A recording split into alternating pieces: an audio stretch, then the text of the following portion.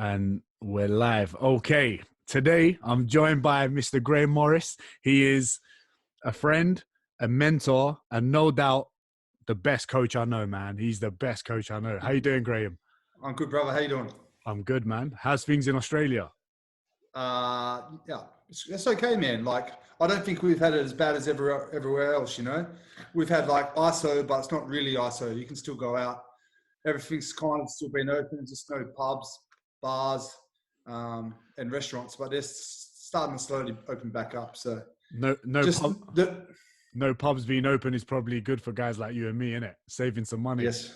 Yes, brother. I'm saving money. I'm making less, but saving more, you know? Good, man. But there's, no sport. Most sports are a bit of a killer, but yeah, it's good. The UFC's back on, so. Yeah. At the moment, are you with a club at the moment? No, bro. I finished up in October. I stopped doing rugby league stuff. Okay. So now I'm just doing privates and I'm doing a lot of online stuff. A lot of consults with athletes now. Okay, that's good. All right. Before we start, right? Yeah. I know you used to live in the UK, right? You used to live in London. Yeah. Yeah, bro. And you've eaten at Nando's, right? Yeah, man. What's your Nando's order? What's my Nando's order? I always just get like a chicken. How good's the peri chips at Nando's? There you go. Yes, that's all I needed to know, man. I just get chicken, spicy chicken with peri chips, and I have another side. I'm trying to remember what it was. Probably garlic bread or something like that. Nah, maybe. Yeah, my name was that coleslaw? I don't know. Oh, coleslaw, yeah. But the Nando's in Australia, it's not the same, is it? It's like a takeaway there. Yeah, there's not too many around, you know. Yeah. But what one thing Australia does have is better. It's coffee. Is way better. Yeah, coffee in London so bad. It's so bad. It's so bad, mate. Australia, like the breakfast, the coffee is like unreal. And if we're not putting like chips. No. The English breakfast, bro. I remember that. Like just watching all the tradies eat the breakfast, going, "What is this?" Chips, beans, bacon, fry up. Ready. That's your daily calories done. Done. Out of the way. Exactly. So for you guys that are listening, I worked in the same gym as Graeme in Fitness First in George Street in Sydney, and Graeme was actually one of the people that observed me before I actually got the job. Do you remember that? I assessed you. You assessed me, right? I assessed you, that's right. You went good, but you went good. Did I do good? Yeah, I would say that the reason I passed you and now you become the man you are. Yes. I could have finished your career there and then, brother. You're lucky I'm a nice guy, you know? Yeah. But you know what? What did you think of me when we first met? Because we first met on the gym floor with the assessment itself, right? Yeah. Well, man, I get around English people, bro. I lived there for a while. I love the banter. Yeah. I love the humor and stuff. So, and you're a solid trainer. You know that. You're a good trainer. Oh, so good man. But it was easy. It was easy. But you know what? When I came to George Street and before I started working there and before you did my assessment, right? It was so different to the personal training scene, the fitness scene in London. Like you guys in Australia, like the coaches, like they're very good. Like especially when it comes to professionalism. And when I came to Sydney and I saw you guys, and they were telling me this is Graeme. He's got his masters in strength and conditioning. He's honors. You got your masters in human movement. Is that right? Something like that? I got a degree in human movement, honors exercise physiology and masters strength conditioning. Yeah. There you go. And man doesn't like to brag. But you got a degree in street smarts. You know? There you go. So I've come into this gym thinking, oh my God, look at these guys, man. These guys all look at personal training as a career. And at that point, I wasn't really looking at it as a career. I was kind of looking at it as a job. But when I came and started working with you guys, I stepped my level up. And when I've told people in my podcast before, where I've had people that I looked up to training wise, and I was working with better coaches with me, Graeme was the main guy with that. He's no doubt the smartest, you know, he's definitely one of the best S&C coaches in Australia, but not everyone knows it yet. But they're gonna know it. They're gonna know it. Yeah, I've probably got the smallest following out of all your guests so far. You know, I've got a I've got a small niche of like just men. that play sports. Yeah. Whenever you shout me out, I double my female following. You know, I go from 5 to 10 people. You know. But you know what? You might have the least following, but you're no doubt the smartest person that's jumped on it. But what was it like working in Jewel Street as a personal trainer, right? As well as doing full-time S&C for a rugby league team. I was doing part-time S&C, yeah. But you know, I was always doing the PT stuff just to like, because my dream was always to do like full-time S&C stuff. Yeah. But you know, it's kind of, I always saw just the PT thing as a thing on the side until I got to where I went. But over the years, I've kind of just realized it's kind of good to have that freedom, and now I don't see it like that anymore. You know, Yeah. I had that. I do my private stuff in the gym there. I have my athletes on the side. I'm much more. I can go on a holiday now. Before, I was burning both ends of the candle, man. I was just like, chronically always tired and stuff. Yeah. So I still want to get back into it down the line, but I'm kind of enjoying the freedom at the moment for sure. It's a lot of commitment, right? I mean, working. Well, even when I was playing a sport or whatever, that's a lot of commitment for me. But you, as one of the S&C coaches, because S&C, I think, plays quite a high role I guess in every sport, but in rugby in Australia, it's crazy, right? In rugby, AFL, because like all the admin that you have to do, you pretty much collect all athletes' data when you're working with them. Is that right? Yeah. So like the role I had was, my guys are reserve grade NRL, so they still were semi-professional, right? So they still had a job and stuff. But I guess at a big time club, you have a head of performance or a high performance manager. Then you have a strength and conditioning coach. Then you have a rehab guy. Then you might have a conditioning guy. You know, you might have a speed guy. I was just all of those guys. You know, the one below, you do everything. So, you know, at the top level, you get a lot of specialists. Whereas, you know, it's really important that you're a generalist and you have the ability to I guess, know every single ins and outs of those different things so that you can manage everything together. So that's one thing that I got to learn. 6 years, bro. So right programs, I can do the strength stuff, I can do the power stuff, I can do the speed stuff, the agility stuff, the conditioning, I can do the rehab, you know.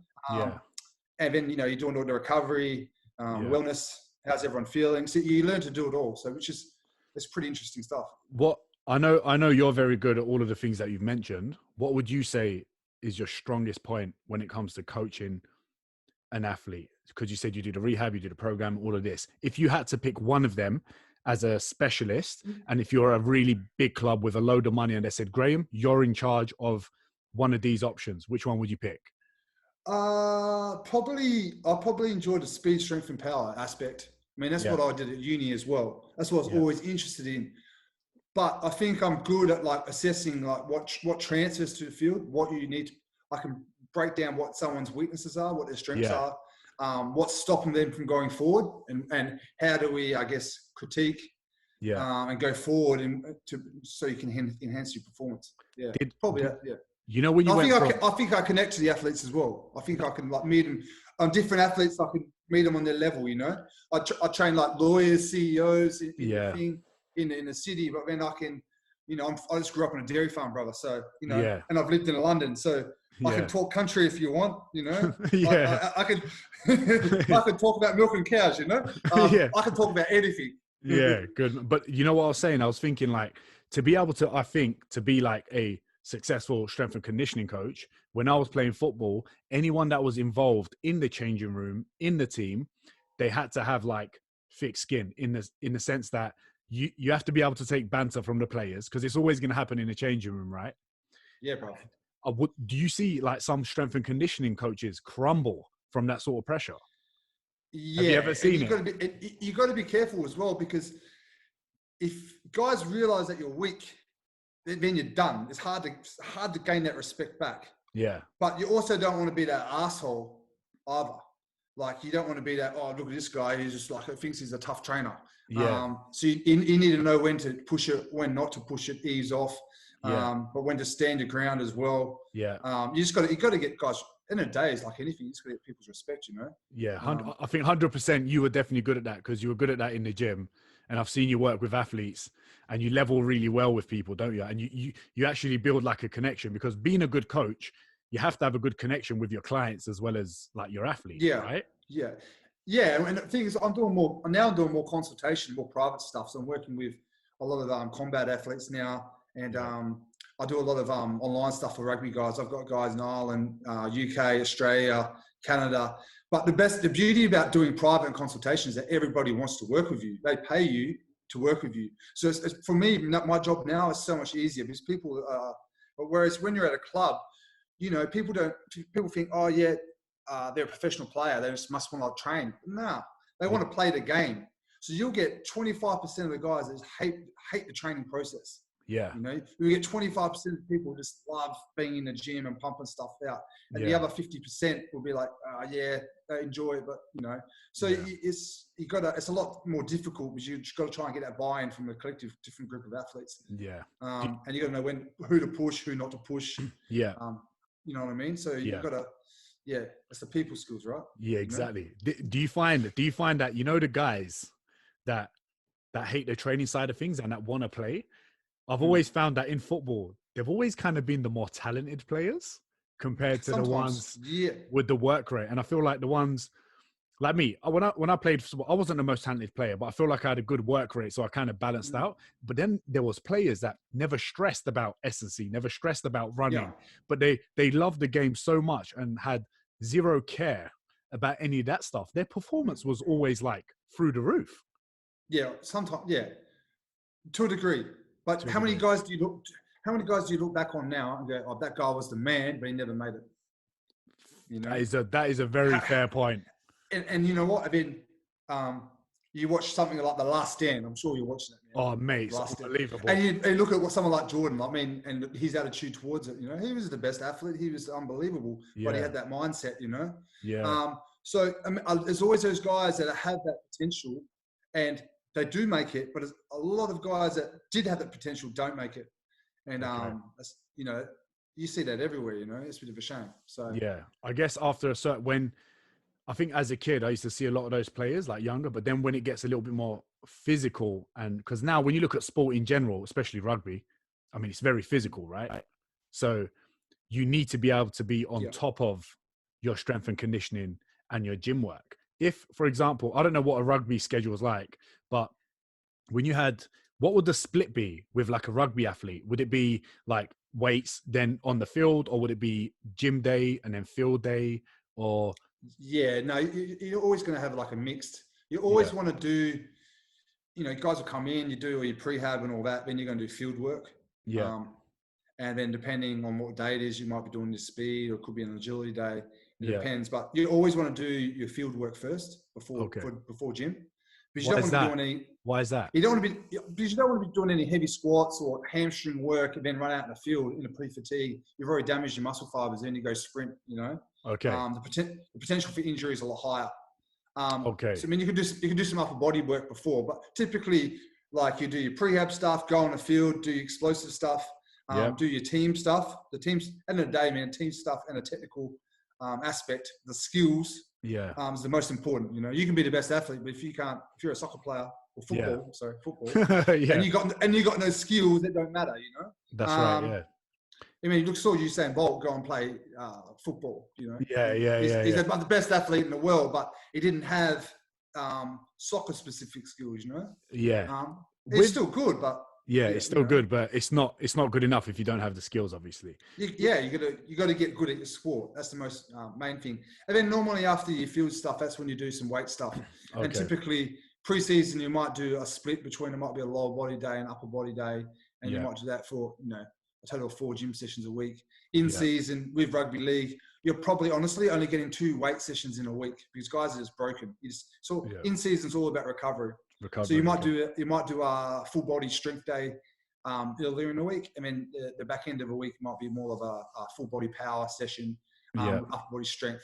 We're trying to reduce that any soreness for the legs, so you freshen up and basically you're ready. You get high readiness before you play a game. So would that be for injury prevention or maintaining muscle, or like both? Both. So, okay. Yeah. You want to, you still want to keep strong. Because that's going to, I mean, in the day, one of the main benefits of strength training is that it reduces injuries. Yeah. Okay. Yeah. Okay. That's the main. I think that's the main thing. Is like, it strengthens. You got structural changes, and then you have neuromuscular changes. And when we look at structural changes, we're looking at things like bone density, ligament strength, tendons, strengthening fibers. Yeah. Okay. So you're having all these changes that are going to make you more resilient and robust to injury. Okay. And then you've got other things like neuromuscular factors where you're speeding up the firing rate of the muscle. You have the ability to learn how to use more motor units, which means you now have access to more strength. And then you got to try and transfer that across to your specific sport. Okay. All right. When I remember when you were training me. Yeah. You made me do trap bar deadlifts, RDLs, all before preseason, all during before preseason. Where you were kind of prepping me for preseason, and as soon as I started doing more field work, you told me to lay off my hamstrings because you didn't want me to load my hamstrings too much. Is that right? No, you can still do hamstrings. You still need to do hamstring work. It's just where you put it within your program. Okay. You don't do any crazy hamstring work and then go sprint on the field. Okay. You got a high risk of injury there. So it's about once it comes in more about preseason, you're always trying to manage it so that it's not going to affect your running on the field. Okay. Okay. So you still got to keep your hamstring strong, man, because hamstring injury is multifactorial. There's a lot of different things that come to play. So one of them is the eccentric strength and isometric strength for the hamstrings. There's a massive argument now about that, but you still need to keep them strong, but you're going to do it probably with less volume, and you're going to plan it accordingly around high speed running. Okay. And if or you can just do it after your field session, you can do some heavy hamstring work or something. So if I was to, for example, me doing field work, right? You were saying you won't do it on the same day. Is the load that I put, if I was you can do it after the field. After the field. Because if on the field I was going 150% with my sprints, that's actually a lot of load on my hamstrings, right? Bro, sprinting activates and trains the hamstring more than anything. And I don't think enough people know this. Okay. Can you say that? There's studies out there that show that. Yeah. There's studies out there that they activate the hamstring more than anything else. Oh, okay. I was saying, sorry, I did just, the connection went for a sec. I was saying, the hamstring, when you're sprinting, the load is ridiculously high. So that's the main reason you do the field work first, correct? Yes, bro. Well, but the main thing is if you go damage, because weight training is basically you're creating damage. Yeah. Okay. Okay. Yeah. Do you know what I mean? That's what you're doing. You're damaging fibers. Muscle fibers and things to make them grow. Yeah. So if you do that before you go do sprinting, it doesn't make sense. So you always want to do your strength work after your field work, unless you're doing upper body stuff or something like that. It doesn't interfere with your running. Okay. Yeah. What about for general population? Because at the moment, since the gyms have closed, right? People are going crazy with running, especially. Yeah. And I did a few posts with people that are really overweight, people that with knee issues, weak glutes and all that, like to manage their running better. And I'm seeing a lot of people going from couch to 5K, then doing crazy high intensity work at home and not really managing load. And that is putting themselves at a higher risk of injury, right? If they're not. They're a physio's dream. You know what I mean? Yeah. And this is honest truth. Like a lot of people aren't strong enough to run initially. Right. Okay. Some people just don't. If you watch them run and it looks like a car crash, bro. Knees collapse. Yeah. They're striking in front of their center of mass. And you're just looking at it and you're like, it's like having a banged up car. Yeah. Like a piece of crap Volvo. And you're trying to go across the nullable plain without a service. You know? It's you're going to wear things out. So you probably need a basic level of strength and just be careful with your volume to start with. Just be smart about it. Okay. If I haven't done any running today, I'm not going to go do a 10K run. I'm going to build it up. Maybe this week we're going to try and hit this number. The following week we're going to increase that by say 15%. The following week we're going to increase that by 15% again. Yeah. because we know that huge spikes in load quite often, even if you have good technique, can still create injury, you know? Yeah, because I feel like a lot of people, especially the ones that start running initially, general population that are intimidated to go to the gym, they don't have experience with resistance training. They think running is like an entry, whereas they're actually doing the wrong thing, right? They should have a base of some level of strength training in the gym and then put it across to running. It will actually be way more beneficial for them. Is that right? Yeah, it's always case dependent, because some people aren't very strong and they still have a good ability to run. So it's not like this is what you do. But if you don't have a very good running technique and you're pulling up sore, you might need some basic strength before you go do that. Whereas some people don't need that. But what we're saying is, the other thing is like initially, you know, when people just get tired, everything falls out the window. Yes. And that's when it looks bad. So maybe go for the jog, and when you feel like your technique's like turning rubbish, start walking, freshen up a little bit, and then do it again. Just so you manage your stress that way. Because even with athletes, when they're really fatigued on the pitch and exhausted, that is when most injuries occur, right? Yeah, bro. Back end of games, and when guys are inefficient and tired, that's when a lot of injuries occur. Yeah. Okay. So for general population, they need to, with their progressive overload, take it really easy with their running. Yeah. Well, just be smart. Use common sense, bro. That's the main thing. You know? Yeah. And with because when they are running, I'm bringing this up because like so many people have like they've got so many injuries and everyone's in isolation. They can't even see physiotherapists. And everyone's messaging me about, Diren, my knee's hurting. What do I need to do with my knee? And I've always said, losing weight is probably the best thing. Am I right or am I wrong? Losing weight's definitely gonna help, because you're putting less strain on the body. But the thing is, the people get caught up is that, you know, when someone sets a goal, they just want to go crazy towards it. It's just being smart, and you probably had a lot of nutrition guys here, and that you don't just cut your calories by 1,000 calories. You know, that's right. Yeah. You don't just go crazy. You know, slow and steady normally wins the race. So just be smart with your volume. It doesn't have to be running every day. You can do some, you know, and you can do some conditioning that way. You can go get a basketball around. You know, there's all sorts of different things you can do. I think for most people, for me, for general population, the main thing is find something that you enjoy. Yes, you know? Exactly. And that's one of the things I've always... It's 100%.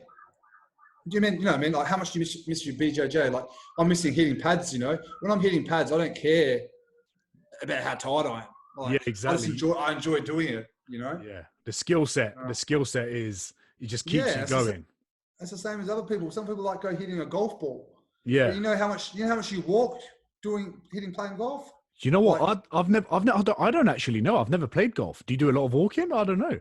Yeah, heaps of walking, bro. Yeah, really? I've seen steps from my clients. It's crazy. What about, but you're drinking at the same time, no? Hey? That's when it gets dangerous.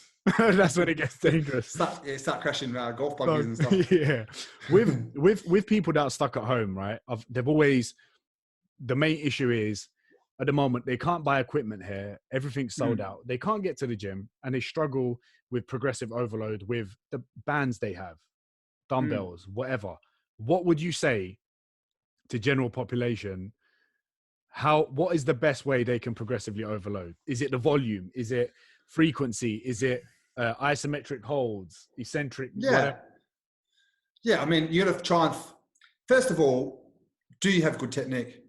Because brother, I'm going outside and I'm seeing some of these boot camps and that. It is shocking. Like, where do these trainers come from? Like, and you know, like first of all, do you have good technique? That's the first thing I worry about. Is like, if you have good technique, that's the first thing I'll be working on. Then from there, I'm looking at how do I load that? If I've got no weights in that, can I put a backpack and can I load it up with some books and stuff? Yeah.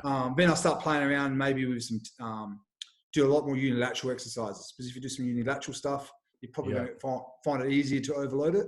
So maybe in the gym before you were doing your squats, now you might do some of your single leg stuff first. Yeah. And then do your squats at the end. You know? Okay, yeah. Because you're already tired. And you can start playing things with tempo. So maybe you're going to go 3 seconds down, 1 second pause. Yeah. Because I think with form and technique, so many people rush with form and technique, and like with the skills that you require, the motor skills, whatever, for people that have never done a sport and have literally gone from not training at all to doing a squat. And how complex would you say a squat is for, say, someone that's never exercised? Because there's a lot of very movement, hard, but right? But even in like elite clubs, sporting clubs, you see some terrible technique. Yeah. You know, do you remember that video, people, the Real Madrid video? Remember the Real Madrid video? Right. Footballers doing squats on Swiss balls or something? Do you remember that? Boaster balls and stuff. Yeah, man. But some of that football stuff you find in Europe is just like ridiculous. You know, ridiculous. It's ridiculous. Yeah. But they're freak players and they get away with it. But it's just they kind of got that cultural, I guess. I don't know what it is. People don't know better. They don't. You know, even at the top, people don't know better sometimes. You know. Yeah, they don't. You see. Go on. Sorry. I think slowly it's improving. I think people are starting to see the benefits and just smart training. Yeah. What you know, in the gym, like in the gyms, there's always that one crazy guy. There's always that one crazy trainer or the crazy person that's doing this bullshit, balancing on one foot on a Bosu ball with doing a dumbbell wood chopper. What? And the usual answer to that is I'm working my core more, right? Yeah. What is the best way to work your core? Not doing that. Not doing that, right? No. Right. What does that do? What does that doesn't that just help them with their balance? Like, yeah. From my recollection of the research, like if you want to stand on like a Bosu ball or a balance ball and all that, it's very task specific. You'll get better at balancing on a Swiss ball.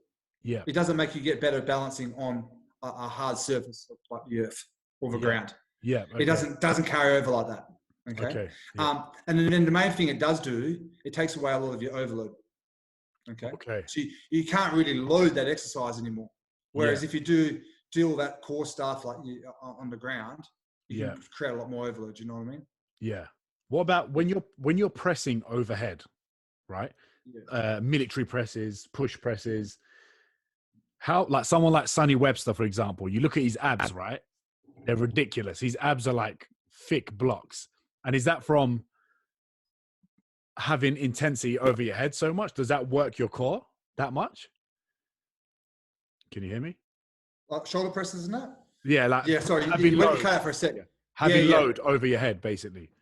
Yeah, it's definitely going to work certain muscles of the core, but people have got to understand that your core is just not your six-pack muscles. It's a lot more complex than that, you know? Yeah. You're looking at, you've got your inner core, you've got your TVA, you've got your transversus, so this is TVA, sorry. Then you've got your rectus abdominis, and then you've got your pelvic floor, then you've got your multifidus at the back, you've got your erectors, you've got your obliques, internal, external.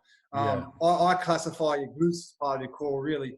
If you want to go deep into it, you say your lats are your core as well, because your lats insert into your lumbar spine. So it's a lot more complex than just trying to six-pack muscles. But yeah, any kind of complex exercise like overhead press, chin-ups, squats, deadlifts, they're all going to have, because they've got a high element of axial loading. Yeah. They're all going to have some good carryover to your core, but you probably want to add a little bit more on top of that. Yeah, because when there's like, everyone wants abs, right? And obviously, if you're not lean enough, they're not going to be on show. But you go, I have a mad six pack. Don't worry. Yeah, but when you see it. exactly, same here. When people are doing 1 million crunches a day, all of that stuff. Yeah. Is that actually strengthening their abdominal muscles? Listen, when the problem is you're getting a lot of strength endurance there, you know. Okay. Yeah. So it's probably doing that every day is not the way forward. You know, you can do some stuff in that lower rep range. You know. Yep. I think a lot of people do that more 10 to 15 rep range. 10 to. Yeah. But you know what I mean? You know, you got your anti-rotation exercises. You got your anti-extension, all those type ones. So what you could do is each week finish off maybe with one of those exercises. Yeah. And then maybe you can put a higher rep one on the six pack. Okay. For afterwards. Do you know what I mean? Okay. Yeah, I get mix. you. I get you. When now so you train a lot of athletes, and obviously the training is very specific, right, to their sport. And a lot of it is, but there's a lot of principles the same. Yeah. Exactly. The principle is the same. When it comes to general population, I've always had the issue that people always love variety and they want to change. They always want to change programming. And I always say, listen, you don't actually have to change your programming that much to get good results. When you change from training an athlete to general population, how much does the specificity, is that a word? Specificity. That's the one. How much does it change? Okay, so when I look at sports, there's a continuum of general exercises to highly specific exercises. Okay. So, and I'm going to be looking across that whole continuum, you know. Okay. You know, sprinting is highly specific to a team-based running sport. You know, squat is a more general exercise. And then you're going to have some more, you know, plyometrics, your jumps are going to be a bit more specific than your squats. So you're going to have filling a lot of those gaps. But when you look at more general pop stuff, you're basically just doing a lot more general exercises, you know. You're doing a lot of basic progressions in your, you know, your squat, your hinge, your push pull, your core exercises, and basically you're just progressing through complexity of those things. Because a lot of people can't even do a basic goblet squat to start, you know. That's right. You know, you're not just going to chuck a bar on their back and do back squats. You're going to start. A lot of people you might regress from the start. Some people can't do push-ups, so I'm not going to bench press them until they can do a push-up. So it's a lot more basic. And then the big thing is like trying to build some work capacity into general pop. Because you know, if you can build increase their aerobic capacity. Diren, the most important muscle in the body is the heart, brother. There you go. Heart, you know, heart health.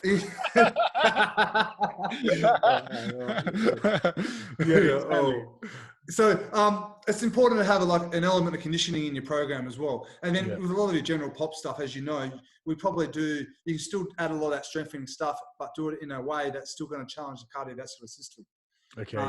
Whereas with athletes, I'm probably not doing it like that. I'm doing specific things with my athletes. I'm doing exercises that make them feel good. I'm doing exercises that are going to make them more explosive and powerful.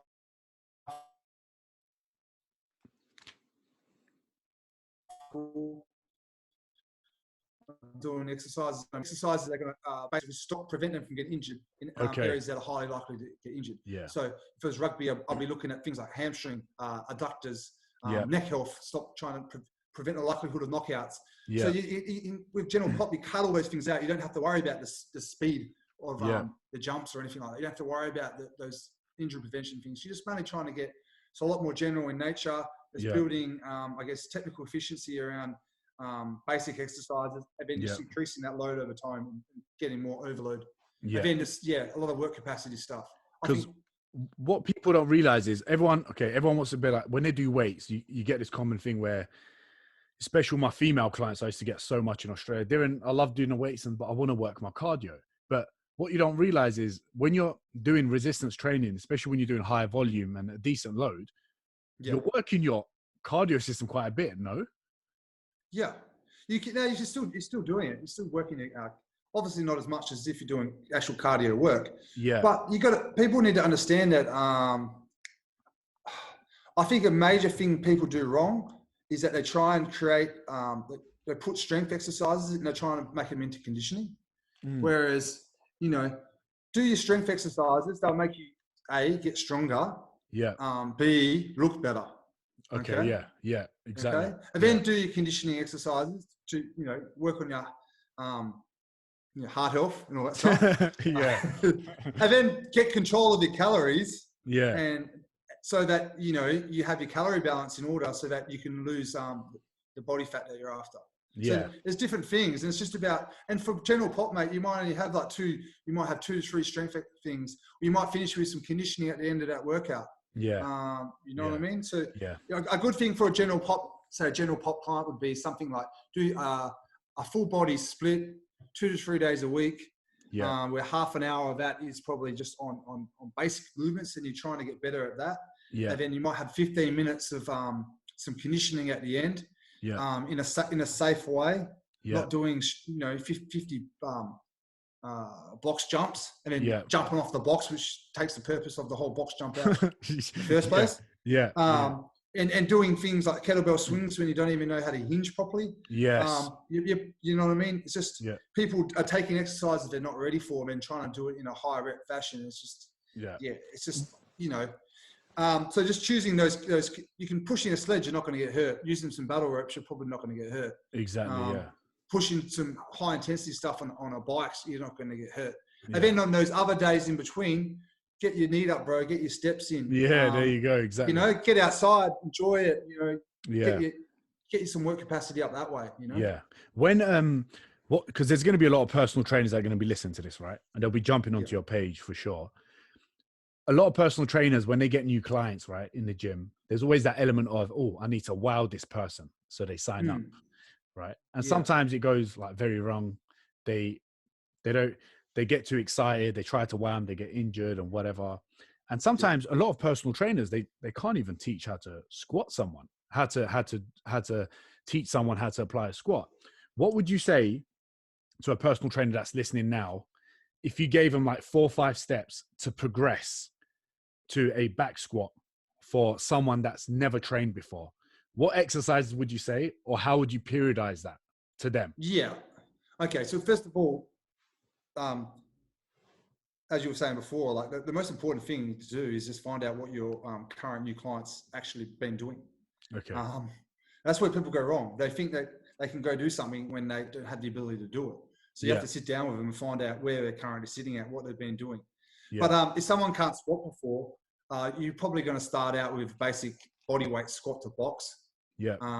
You're going to put that box there to make it a little bit easier, put a constraint there so they can sit back, learn to sit back. Then you might progress it to, like a goblet squat. Yeah. And then over time, you just keep getting heavy. You can milk that for probably 3-4 weeks and get that heavier. Because man, I'll tell you right now, doing heavy goblet squats is hard. Yeah. Even for my strong 2 kettlebell goblet squats, man. Yeah, if you have 2 30-kilogram kettlebells, that's not easy, bro. It's not easy. That's right. That's even for I actually prefer to teach front squats before back squats if I can. That's what I do as well. Yeah, if I can, because it puts the mass in front of the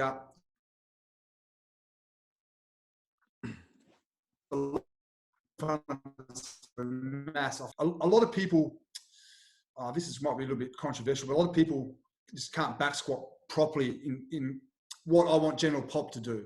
Yeah. I know they'll try and, for me, this is, as I was saying, some people might find it's controversial, but I don't think doing like low bar back squats for your general pop clients that's smart.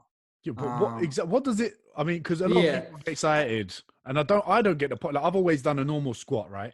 You trained me, and my back squat went up to like 150 kg for 1 rep max, right? And like everyone was, you had like Angus and stuff in the gym who loves all that stuff, low bar squats, whatever. And you see a lot of people apply it, especially it's weightlifting, right? It's the weightlifters that do that. Well, yeah, you got to understand that in things like powerlifting, things like that, it's not about accessing,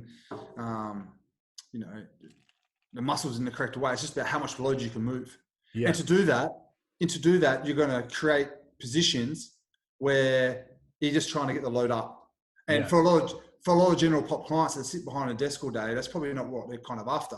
Yeah. So I try and keep a bit better position with their, their rib cage positioning, their pelvis positioning. Yeah. I try and milk that and then do more high bar back squats. But if I can, I'll do some front squats first. I really like the Zercher squat, bro, as well. You made me do that. But I really like it because it puts people in really good positions to do the movement properly. And most people need a squat. Most people, to be in a good position, a lot of them need their heels raised. Yeah, a lot of people. And is there anything wrong with that? So, for example, my ankle mobility isn't great. What's going to be more beneficial for me to get the squat out of the way by raising my heels, or is my ankle mobility that important on a day-to-day basis? Like, well, at the end of the day, if you just got a general pop client, they don't really care. You want to put them in positions that they're successful. Yeah. So definitely raise their heels up, in my opinion, like Yeah. 100%. If they can squat now with a better position, better pelvic position, better rib cage position, that means if those positions in the right spot, it means you're going to train the muscles that you're trying to specifically target. Yeah. You know what I mean? You know, look on Instagram and all that, and not just chicks, everyone in general, but like Yeah. they're just like jammed up through the chest, the rib cage is flaring. Yeah. They're pushing their ass out. Yeah. It's like, yeah, you think you got to get big ass, but you don't. Yeah. All you're doing is jammed in anterior tilt, and your low back hates you. Like Yeah. it hates you. You know Yeah. what I mean? Yeah. Because isn't that when is that when there's most load on your lower back? Well, it's just that you're jamming up your fast because you're creating that because you're jamming yourself into tilting forward, you're extending everything through, right? Through your chest, right? Yeah. So it's got to put a lot of stress more on the posterior aspects of the spine. Because I think and some people, a lot of people will be fine with it, but like there's some people that they're going to have pain, and you go, okay, you have a look at their technique, and you go, yeah, that's probably why you have pain. But everyone's different. You know, that's why it's really hard when you look at research and all that. Everyone's different. Some people can do something wrong, and they get away with it forever. They're fine. But then some people don't have the capacity to do that. Like they do something a little bit off, and they're hurt. You know, so if because I was talking to Nick about this, one of my boys. He's an S&C coach as well, and we were talking about research. I know Nick. You know Nick. Yeah, like research, studies, and all of that stuff. Yeah. Usually, when people do studies, right? How many people are involved in a study? Like, depends, I guess, right? Yeah, it depends. Yeah. But isn't each individual so fucking different to one another? Like, for example, if you got me to do a study, say, I don't know, back squat for 8 weeks or whatever, and then you got one of my boys, say Zane, Jamaican genetics, an absolute freak, to do the same thing, I know for a fact his results are going to be way more superior than mine. I just know it, right? Yeah. Doesn't doing studies with like so many different sort of individuals, isn't that like, how accurate does it actually get? Do you know what I mean? The one thing you got to do, if people ever look at research, they always take it as gospel. Most people just read the abstract and they go straight to the discussion. Yeah.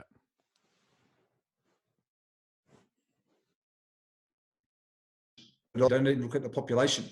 Okay. A lot of research, you got to look at where that population is. Yeah. And then you just essentially all you're trying to do, man, is find patterns. And if you find enough of these little points over time, you can create a bigger picture. You know what I mean? Yeah. Okay. But like sometimes you look at it and you're like, oh, this methodology is a bit off here. Like you'll see people say, oh yeah, this squatting made people sprint so much faster. I mean, you look at the amount they can squat 100 kilos. They're weak as shit. So you know what I mean? So of course squatting is going to make them quicker. But you go get a high-end athlete and you make him squat more, you might make him slower. And there's plenty of athletes that have become slower. Right. Because people fail to think about the negative adaptations that happen as well. Because you can have negative adaptations to strength training as well. If you're a high-speed athlete, you might lift too heavy. You might put too much muscle mass on. It might slow you down. You know, how much better are you at soccer when you're weighing 85 kilos compared to 90 kilos? Oh my God. I was talking to this. My conditioning went up so much. My fitness went up so much. I was way quicker. And heavy strength, sometimes it can actually convert your fibers from type 2X to type 2A, which is a slower firing rate. So, you got to know what athletes need and when they don't need it. Okay, they might need more velocity-based training, more speed-related stuff. So because for example, you got Cristiano Ronaldo, right? One of the best athletes in the world, one of the best footballers in the world. He's an absolute weapon, right? And you go and try and change that guy's programming to be able to squat heavier. I mean, it's a bit of a risk, right? Trying to get that guy. Bro, you know what you do? What? You just like stay out of his way, bro. You just make sure that guy doesn't get injured. That's it, right? That's it. Yeah. Exactly. It's the same, man. Just make sure he doesn't get injured. Yeah. You got an easy job with him. You turn as a machine. Just make sure you don't fuck him up. Yeah. With oh, a bit of a connection problem. My bad. Can you hear me? Hello. Hello. I think it's coming back. Sorry, it's cut There out you go. again. There you go. You're That's right. back. Yeah. Back. Yeah, you're good. When it comes to how how different is training when you're training someone, general pop or athlete, training someone from strength training to power? How much different is it? How different is it? Yeah, it's. I mean, Is it related? just, Is it related? Like, is it linked in? yeah. I mean, it's definitely related. It depends how you look at it. Like, there's a lot of different aspects of power and speed. Like, end of the day, true power is it's a result of force by velocity, right? Yeah. So an aspect of force and there's an aspect of velocity. Yeah. So your power stuff typically would be lighter than your strength stuff. Yeah. And you're trying to do it with more speed. And then you've got a spectrum of different speeds. So you might have sprinting, and then you might have plyometrics down a bit lower. Yeah. Then you're going to have your explosive jumps, and if you do powerlifting, Olympic lifting derivatives, that might be there. And then below that, you might have you can start using some band related stuff. You can start measuring power output using some equipment to measure that power. But I mean, you probably need a good base of strength for a lot of time. Yeah. I feel. But some people don't need that. On the flip side of that, some people are extremely elastic, and then they don't need that. They're just, they don't need as much weights. So we always say, like in athletes, you're looking at, bulldogs versus greyhounds. Yeah. That bulldog's going to probably need more weights, whereas that greyhound needs a lot more plyometric type sprint speed stuff because they utilize a lot more of their tendons, their fascia. Yeah. You can see that. You see that with different athletes. Yeah. Yeah. What would you say? I told a couple of the boys I had you on, like Nick and my friend Ali. They got a bit excited. I was like, if you got any questions for Graeme, let me know. Nick's question. He was talking about what's his take on plyometrics for general population, training general pop with plyometrics. Well, it depends. Probably majority of them, no point. No point. Okay, yeah. For majority of them, but if they play a sport on a weekend and they want to increase the performance in the sport, I might add some in. Okay, you know what I mean. But if they're not performing a sport and they're weak, I'm gonna always have a look at what does this person need. Okay. Yeah. Where are they currently sitting? Yeah. And then I'll make that. I'll make a case for it from there. But I mean, if they're not playing sports or anything like that, I probably won't put it in. But then again, you might do some basic box jumps or something like that. Yeah. Because even running is like it's plyometrics, right? Yeah, running and I do a lot of for my athletes. I do a lot of basic extensive hops. Yeah. And I do that. People think it's always for they think it's for power development, but a big element of it is just injury prevention. Yeah. But for me, for general pops, like honestly, like if they're not playing sports and that's not in their that's not one of their goals, I'll probably just get them to do some sled work and things like that. Yeah. Okay. Cool. Yeah. Yeah. I'm just trying to find. I'm looking at risk to reward. Okay. Yeah. With I think he had one more actually. Talking about basically with athletes, obviously strength and conditioning is very important, right? Strength is important. What would you advise general population if you were to sell strength training to general pop? Why should they do it? Why should they? Pop? Yeah, if you had to sell it to them, why would they have to do it? Increase quality of life. How? Number one. Hey? How? How's it? Well, you got more. Let's look at when you're older. Yeah. And your bone density is lower. Yeah. You have a lot less, I guess. Muscle mass. A lot less muscle mass, man. You want that when you're older, that's just gonna, there's no point being frail when in your back end of your years. You want to stay strong and healthy. But on the flip side of that, there's also things like obviously the ability. You've always been strong, so you know what it feels like. Yeah. Of course, like the confidence, the way you feel. Yeah, bro. Like when you're strong, you feel good. Like you always feel good. You're like, you have an element of a feeling that you know you can do things. And you Yeah. start giving them some strength work. All of a sudden, Yeah. they're like, oh, they feel it. They feel that added strength, and they're like, how Yeah. good's this? You know. Yeah. Yeah. All of a sudden, you're just taking their capacity up from being able to do something, and you've Yeah. increased it, Yeah. and it feels good. Yeah. I mean, obviously, you know, the main reason people want to train, let's not beat around the bush. They want to look good. Yeah. You 100%. know, 100%. that's the main thing. And one of the best ways to look good is obviously weight training. Right? That's just a given. It is. Yeah. So, you know, it's funny because that question is so basic to you. You're like, come on, Diren, test me, man. What's that? But I think it's also important, like with the strength side of things, like with general population, although it's okay, it's fine to have an aesthetic goal. And yeah, we all do want to look good, but it's probably better to have some sort of performance go in the gym. No? Do you think that's better? That keeps them more consistent? I think if you put any targets within your training, it's always you're going to get more buy-in. Okay. Okay. So if you say, okay, this is what we're trying to achieve, this block. Yeah. Okay. All of a sudden you've got a number. Yeah. You know, if you say to someone, I want you to lose 3 kilos, or you say, I want someone to lose weight. It's like, once you have that number, it's in your head and you're like, I'm going for that number. Yeah, exactly. It creates something, or creates like buy-in to the system because people all of a sudden have a target they need to achieve. Yeah. So with performance stuff like that, you know, for each part of your training block, you might set a little mini goal. This is what we're trying to achieve in this block. Yeah. As long as it's not stupid, like the target's achievable. Yeah, exactly. Yeah. With one of your posts the other day, I loved it. I'm not gonna lie. It was about I wrote it down. Lions and performance. Oh yeah. My miss. Yeah. The success rate when it comes to hunting for a lion. You know, I like to see myself as a lion, Graeme. Is that lions in Turkey? I don't know. There is when I'm there.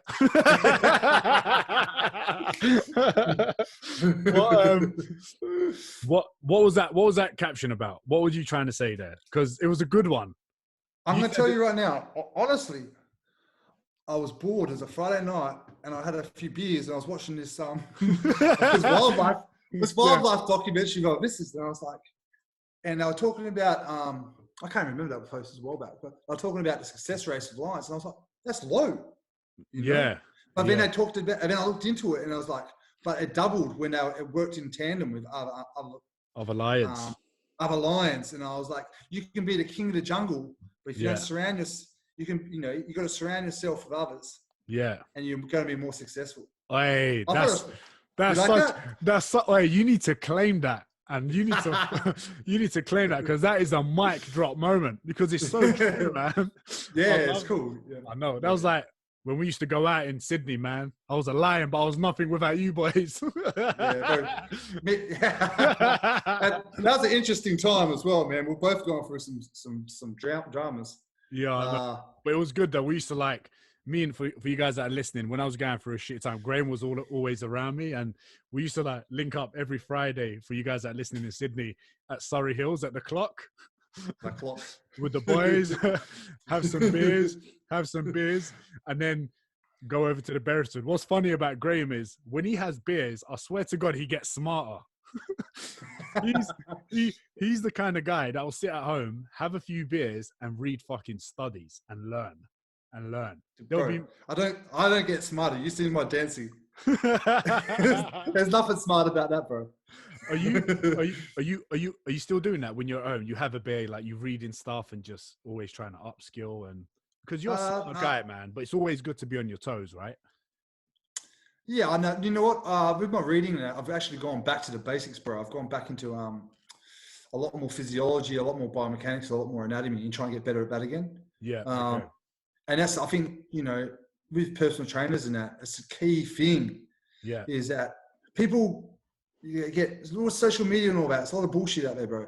Yeah, but if you if you have an understanding of the way the body works, all the different muscles, where they connect, what they do, what's their function. Yeah. You understand movement, biomechanics. Yeah. I think that's the backbone, obviously some basic psychology. That's a basic backbone of personal training. Yeah. And what a lot of trainers got to understand is that how long, I don't know. I didn't do PT course because I did the uni and stuff. What's a PT course? 6 weeks? How long does it go for? You can get one. My one was a long one, but you can get it in 6 weeks if you want. Yes. And it's crazy, bro. And you get people who come out of this and finish studying that, and they don't do any more upskilling because they think they know it all. And like, you look at like, if you go do a law degree, you might do, was it 4 years or something? And you're still not even a lawyer. Like, and if you're a plumber, you got to be an apprentice to get paid peanuts for years until you're on a tradie, until you become a plumber or something. You have a trade. Yeah. That's and right. I think a lot of trainers got to understand that it's a process. You got to keep growing, bro. You got to keep learning. 100%. For a lot of the personal trainers that are listening, as well as general population, Graeme, where can they all find you? Because you need to give Graeme a follow, because his content when it comes to training, S&C, and like his knowledge is like, it's ridiculous. Because he's the guy that I go to when I have a question about training. I slide into his DMs. I'm like, Graeme, hey, am I right? Am I wrong? You need to tell me here before I post this. I don't have any sexy videos in budgie smugglers in Bali, but not yet. You know? Not yet. I gotta get lean first, bro. You know? No, man, you're too smart, man. You don't need to get lean, bro. My missus called me fat the other day, so I do. Where can I find you? Graeme, Graeme _Morris. That's my Graeme _Morris. That's my Instagram, and then my Facebook is Graeme Morris, strength and conditioning coach, I think. Yeah, and if you guys can't, I don't really. If you guys can't find it, just go on my profile, check who I'm following, and you'll see it there. Hey, this was a sick episode, and 100%, I want to do it again, man, because I think this is such good educational stuff that PTs, general population, that they should all hear, right? Yes. So, bro, I'm here anytime, you know. Okay, brilliant. All right, guys, thank you guys for listening. Make sure you subscribe, give Graeme a follow. Tell your people about the podcast, yeah? You need to, man. You need to spread this word, bro. Mr. Neat Up 24/7. Peace out. I'll see you guys later.